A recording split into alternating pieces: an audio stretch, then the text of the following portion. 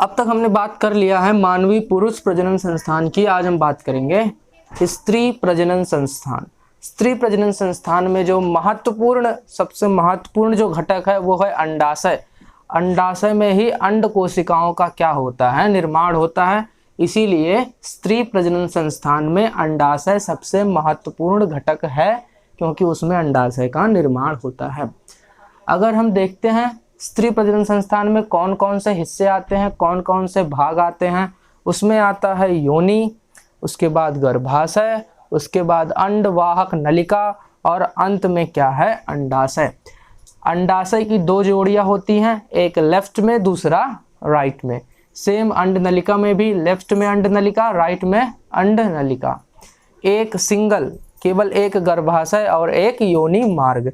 इसी योनि मार्ग से क्या होता है, वीर्य प्रवेश करता है शरीर के अंदर और आगे जाके क्या करता है, निषेचन करता है और फलन करता है। ये अंडाशय दिख रहा है, इसी के अंदर क्या होगा, अंड कोशिकाओं का क्या हो जाएगा, विकास होगा। विकास होगा, देखो छोटे थे, विकास हुआ, बड़े हुए पूरी तरह से विकसित हो जाएंगे। तो यहाँ पे एक छिद्र होता है अंडाशय के इस तरफ, जो कहाँ पे ओपन होता है, कहाँ पे खुलता है, अंडवाहक नलिका में। तो वहां से होते हुए ये अंड कोशिका कहाँ पे आ जाएगा, अंडवाहक नलिका में। तो यहाँ से मूव करते हुए क्या होगा, यहाँ पे आ जाएगा। ये क्या है, अंड कोशिका। कैसे आया, अंडाशय में उनका विकास हुआ और फिर वहां पर वो पहुंच गया। तो क्या क्या होता है, सिंगल योनि है, सिंगल गर्भाशय है, एक जोड़ा है अंडवाहक नलिका का और एक जोड़ा है अंडाशय का। इस अंडवाहक नलिका के आंतरिक भाग पर रोमक होते हैं। रोमक क्या होते हैं, बाल की तरह दिखने वाले क्या होते हैं, सेल्स होते हैं, हेयर लाइक सेल्स होते हैं। वो जो हेयर लाइक सेल्स होते हैं वो ऐसे ऐसे मूव करते हैं। उनके मूवमेंट के कारण क्या होता है, ये अंडवाहक नलिका आगे की तरफ बढ़ता है। क्या करेंगे, इसके क्या होंगे, दीवार पे अंदर के अंडवाहक नलिका के आंतरिक सतह पे क्या होते हैं, रोमक। ये रोमक क्या होते हैं, बाल की तरह दिखने वाले सेल होते हैं, बाल की तरह दिखने वाली कोशिकाएं होती हैं। वो ऐसे ऐसे वाइब्रेट करती हैं, मूव करती हैं, जिससे क्या होता है, अंड कोशिका कहाँ पे आ जाता है, अंडवाहक नलिका के अंदर। क्या होता है, हर एक महीने में अंडाशय से क्या होता है, एक अंड कोशिका बाहर आता है। हर एक महीने में एक अंड कोशिका क्या होगा, बाहर आएगा।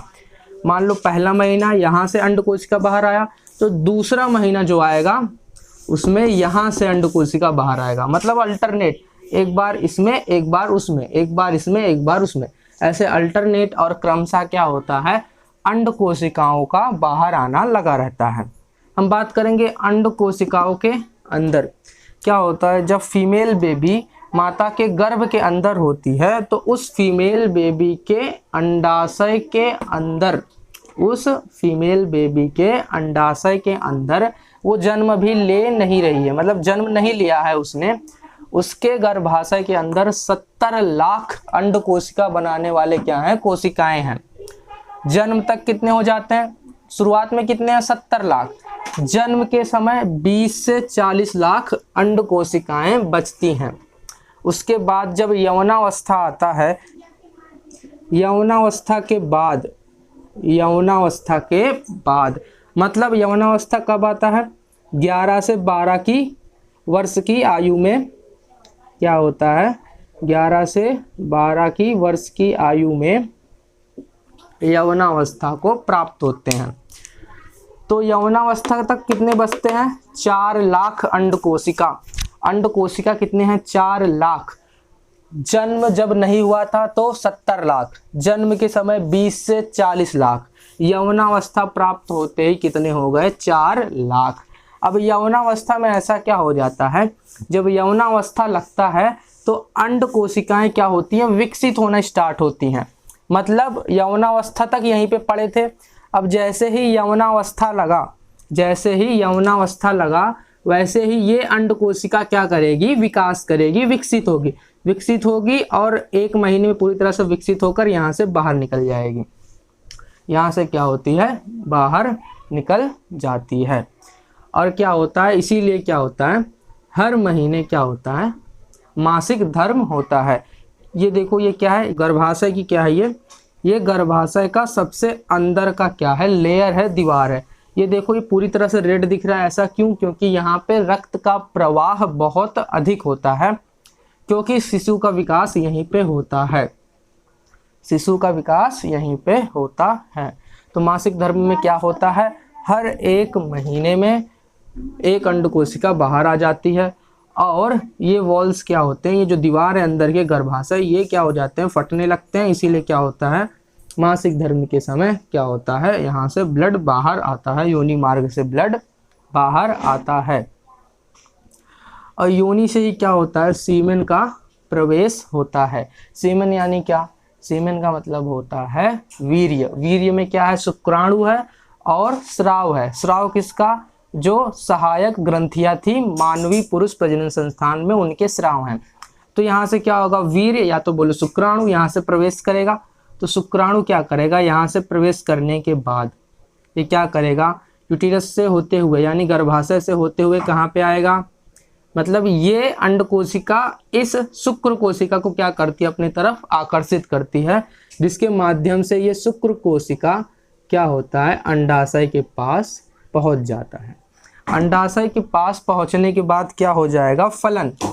फलन हो जाएगा यानी क्या, फर्टिलाइजेशन। फलन हो जाएगा, फर्टिलाइजेशन हो जाएगा, मतलब निषेचन हो जाएगा। ये हो गया अंडकोशिका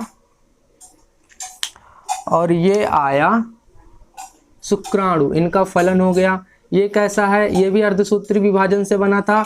अंडकोशिका भी किससे बनेगी, अर्धसूत्री विभाजन से बनी हुई है। अब ये दोनों मिल गए, अब क्या बन जाएगा, युग्माणु। क्या बन गया, युग्माणु। इसमें क्या बन के तैयार हो गया, युग्माणु बन के तैयार हो गया। ये क्या है, युग्माणु। युग्माणु यानी क्या, जायगोट। अब ये कैसा होगा, देखो NN यानी ये भी क्या हो गया, 2N।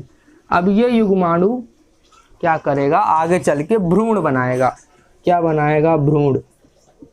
भ्रूण कैसे बनाएगा, ये युग्माणु बार बार क्या करेगा, विभाजन करेगा और ढेर सारे सेल्स और ढेर सारी कोशिकाएं बनती चली जाएंगी। उसको क्या बोलते हैं, भ्रूण बोलते हैं। तो कैसे बनेगा, देखो यहाँ पे क्या हो गया, फलन हो गया, निषेचन हो गया।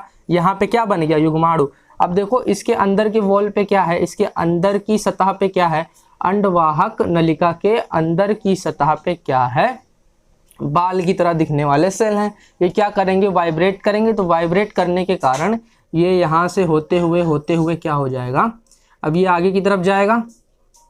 ये तो हो गया ना इसका काम, इसने निषेचन कर दिया, इसको हम मिटा देते हैं। अब ये क्या होगा, आगे की तरफ बढ़ता जाएगा। ये आगे की तरफ बढ़ेगा, क्यों बढ़ रहा है, यहाँ पे क्या है, बाल की तरह दिखने वाले सेल हैं जो वाइब्रेट करते हैं।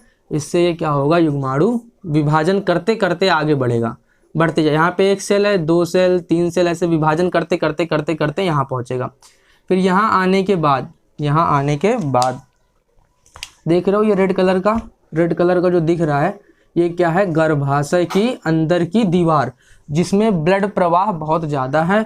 और क्या होता है, ये जब यहाँ पे आ जाएगा भ्रूण, तो भ्रूण क्या होता है, इसके अंदर धंस जाता है, इसके अंदर फंस जाता है।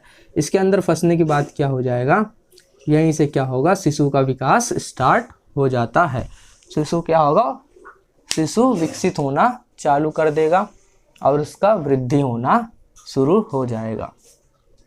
तो अंड कोशिका बनती कब से है, जब गर्भ के अंदर फीमेल बेबी है, तब ही उसके अंडाशय के अंदर अंड कोशिकाओं का निर्माण चालू हो जाता है। फिर जन्म तक वो कितनी बचती हैं, बाकी नष्ट हो गई, 70 लाख थी, नष्ट हो गई, 20 से 40 लाख बची। फिर यौनावस्था आने पर 4 लाख बचती हैं। अब ये 4 लाख यौनावस्था आने पर 4 लाख बचती हैं। अब ये 4 लाख कोशिकाएं क्या करेंगी, बारी बारी से यौनावस्था के बाद बारी बारी से हर एक महीने इधर से आएंगी, दूसरे महीने इधर से, तीसरे महीने इधर से, चौथे इधर से, पांचवें छठे, ऐसे अल्टरनेट मैनर में क्या होगा, अंड कोशिकाएं बाहर आएंगी। कब, केवल यौनावस्था आने पर। जन्म के बाद आएंगी क्या, नहीं, यौनावस्था आने के बाद ही क्या होता है, ये अंड कोशिकाएं बाहर आना स्टार्ट होती हैं।